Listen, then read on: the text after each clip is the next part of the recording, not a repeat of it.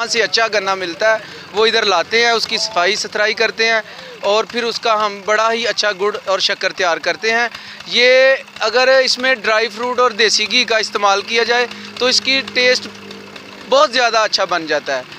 तो यहाँ से लोग ले जाते हैं और तोहफे तोहफे भी भिजवाते हैं और हम खुद बहुत मतलब कि ड्राई फ्रूट वाला माल जो है ना वो हम तैयार करवाते हैं। वो बेहतरीन माल है, खाने के लिहाज से उसमें हर तरह की अफादियत है।